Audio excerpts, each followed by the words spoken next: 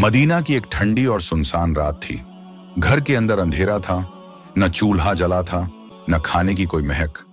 छोटे छोटे बच्चे भूख से तड़पते हुए मां की गोद में सिसक रहे थे।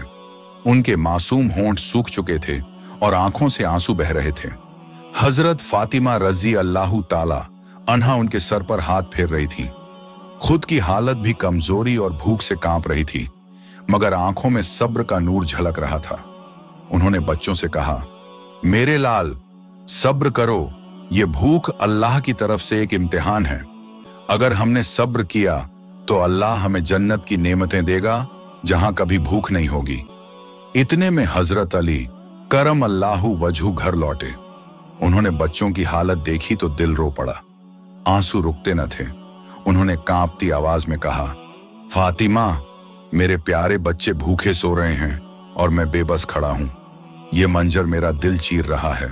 फातिमा ने आंसू पोंछे मगर चेहरे पर मुस्कुराहट लाई और कहा, अली, दुनिया की भूख हमें रुला सकती है, लेकिन जन्नत की नेमतें हमें हमेशा हंसाएंगी। अल्लाह हमारे सब्र को जाया नहीं करेगा। इसी दौरान दरवाजे पर दस्तक हुई।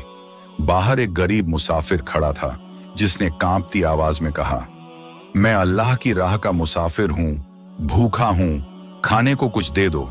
घर में बच्चों के लिए एक छोटा सा टुकड़ा रोटी बचा था। अली की नजर बच्चों पर गई। उनके सूखे होंठ और मासूम आंखें उस रोटी की तरफ टकटकी लगाए हुए थीं, मगर फातिमा ने बिना देर किए वो रोटी उठाई और मुसाफिर को दे दी। बच्चों ने मासूमियत से रोटी जाते हुए देखा और उनकी आंखें छलक उठीं। फातिमा ने उन्हें सीने से लगाया और कहा, मेरे प्यारे बच्चों, अगर हम दूसरों को देंगे तो अल्लाह हमें अपनी जन्नत से खिलाएगा। अल्लाह की राह में देने से कभी घाटा नहीं होता। उस रात पूरा घर भूखा रहा। बच्चों की सिसकियां, अली का टूटा हुआ दिल और फातिमा का सब्र, यह मंजर आसमान के फरिश्तों ने भी देखा और रोए। सुबह जब नबी पाक तशरीफ लाए तो फरमाया, फातिमा, तेरे सब्र और इन्फाकर अल्लाह की राह में देने को देखकर फरिश्ते रो पड़े।